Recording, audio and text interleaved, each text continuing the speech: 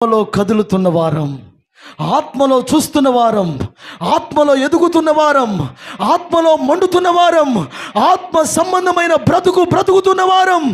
ఏమిటయ్యా క్రైస్తవుడికి లోకములో ఉన్నవానికి తేడా అంటే, లోకములో ఉన్నవాడు శరీరంలో బ్రతుకుతాడు.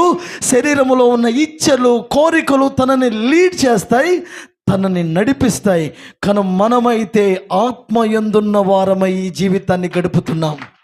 హల్లెలూయా. ఆత్మయందు బ్రతుకుతున్న వారిని సింహాలు చీల్చలేకపోయాయి. ఆత్మలో బ్రతుకుతున్న వారిని అగ్ని జ్వాలలు కాల్చలేకపోయాయి. ఆత్మలో నడుస్తున్న వారిని జలములు ఆశ్చర్యపడి ముంచలేకపోయాయి.